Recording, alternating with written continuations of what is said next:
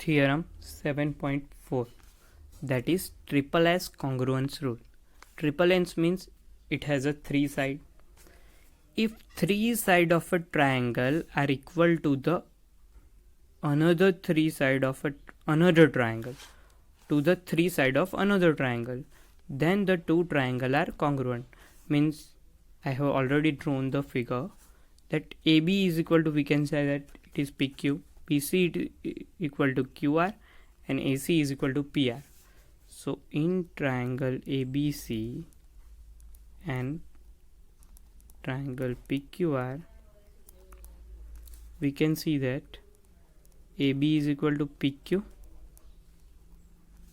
BC is equal to QR, and AC is equal to PR by triple S congruence rule.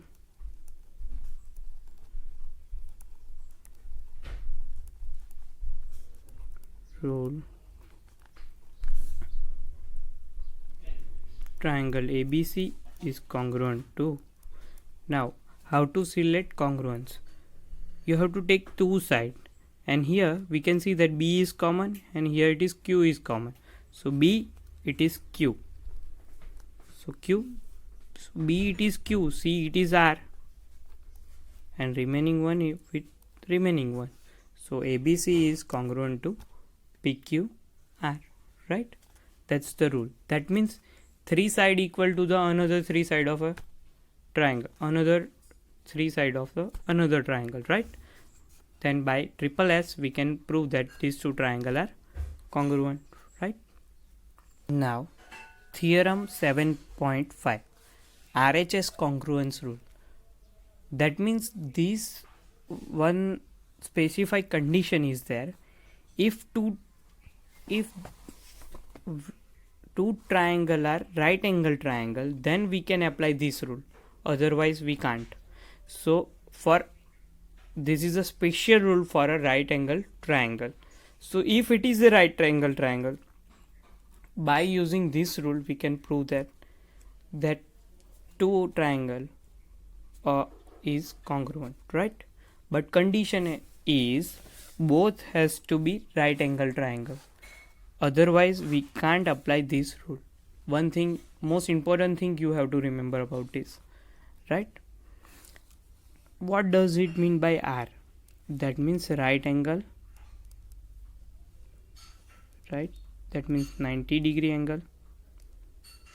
H means hypotenuse,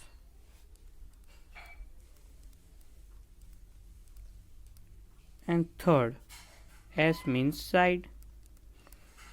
That means right angle hypotenuse side. So by if in two right angle triangle, hypotenuse and one side of one triangle are equal to the hypotenuse and one side of another triangle, then the two triangle are congruent.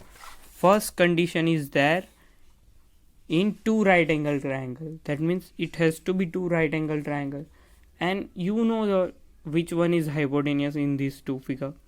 Side opposite to right angle in a triangle, side opposite to right angle in a triangle, that means here it is angle B and that is right angle. Side opposite to angle B will be AC, side opposite to angle Q will be PR. That means these two side has to be equal, that means AC is equal to PR, and one side, that means it can be AB is equal to PQ or AB is equal to QR, BC is equal to PQ or BC is equal to QR, doesn't matter, but hypotenuse and another side means in these two remaining side we take this side is equal to this side. So in triangle ABC and triangle PQR, we can definitely write AC is equal to PR,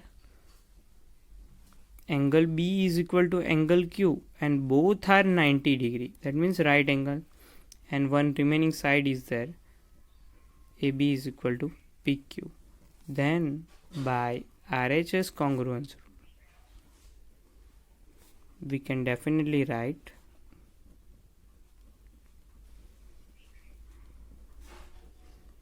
rule triangle ABC is congruent to triangle B, it is Q. So in center it is Q, B it is Q, then A it is P, and last one is R. ABC is congruent to triangle PQR, right? This thing you have to remember, right? Now ABC and DBC are two isosceles triangle on the same base BC. That means in triangle ABC it is given that it is isosceles triangle, means AB is equal to AC, and this will become our first result. And in triangle DBC, BD is equal to CD, that is also isosceles triangle, so it is our result number second. Now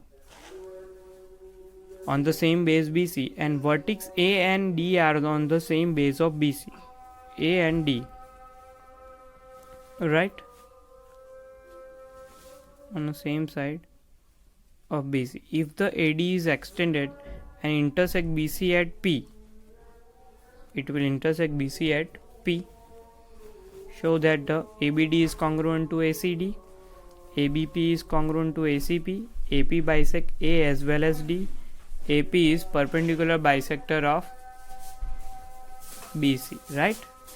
Now first this data is given, and we can see that in first it is ABD triangle and ACD triangle. We know that these two sides are equal because isosceles triangle. These two sides are also equal, and AD is a common side in both triangle. So by triple S congruence rule we can write these two triangle are congruent, right? Now so in triangle ABD and triangle ACD, first AB is equal to AC, that is given,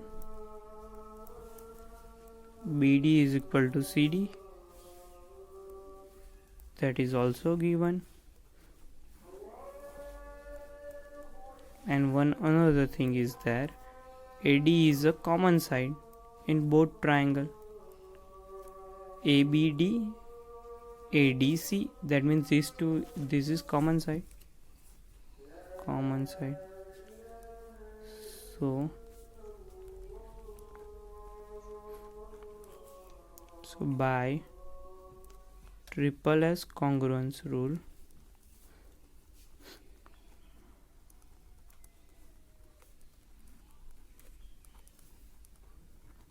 we can definitely write ABD is congruent to, we know that how to write the congruence.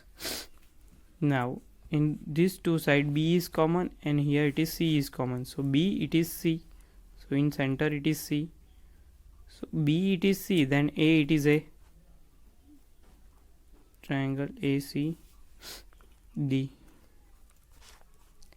Therefore we can definitely write angle BAD is equal to angle CAD by CP CD, right? And that means AD is a bisector of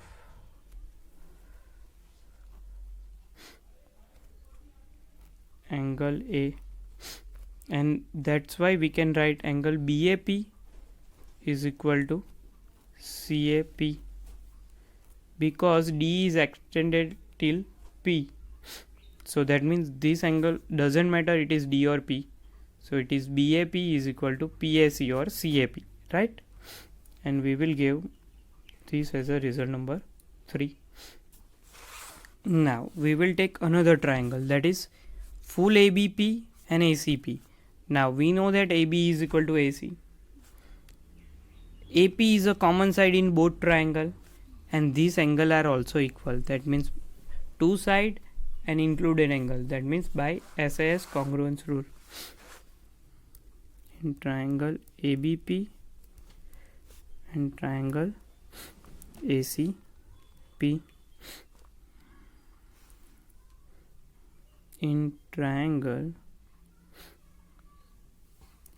so AB is equal to AC, that is given, and we know that this triangle, this angle is equal, BAP is equal to CAP from 3. Now, and one on the other side, that is AP is equal to AP, because this is common side.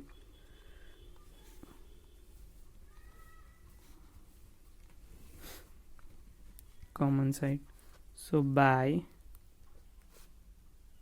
SAS congruence rule,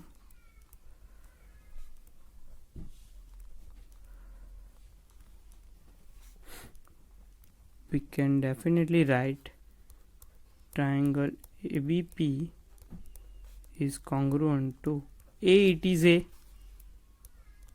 P, it is P, then C, right? That means we can definitely write PB is equal to CP, PC by CPCD. That means P is a midpoint of BC. Point of BC.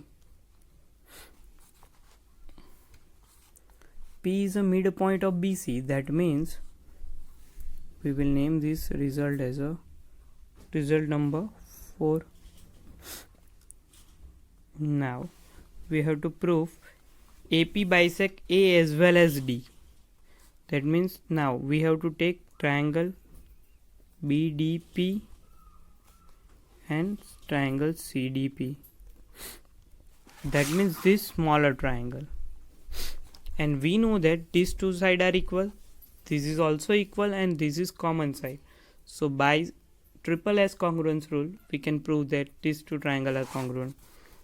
Now BD is equal to CD, that is given. PB is equal to CP from 4.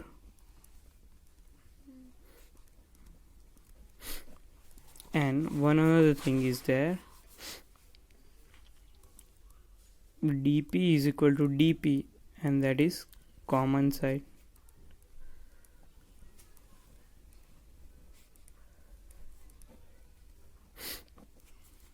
By triple S congruence rule,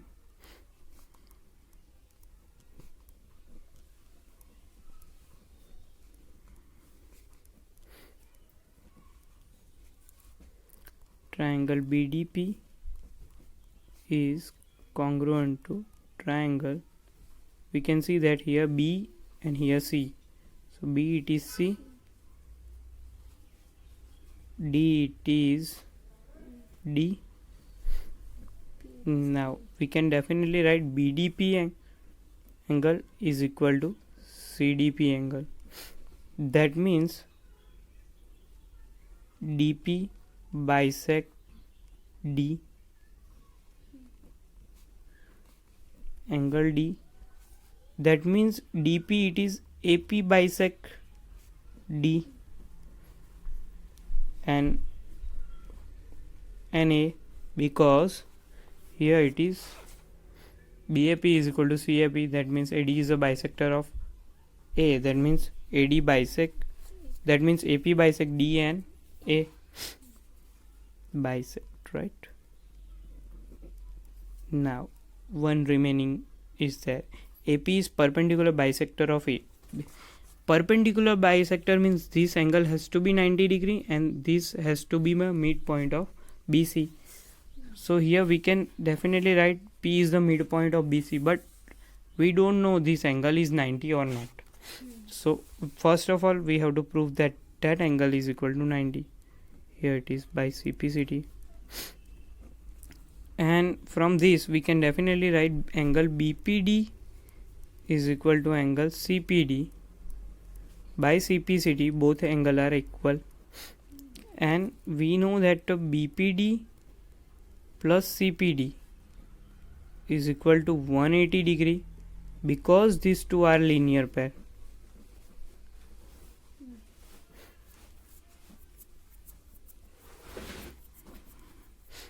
That means BPD plus BPD is equal to 180. 2 times of BPD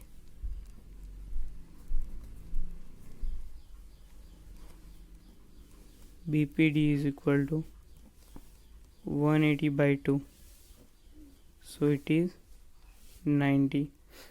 That means CPD is also 90.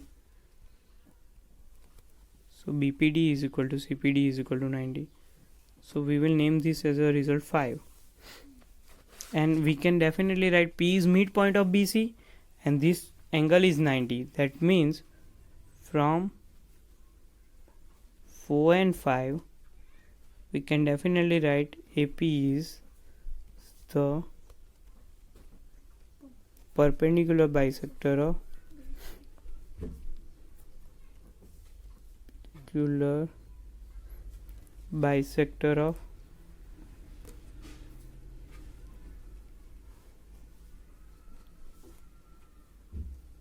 BC.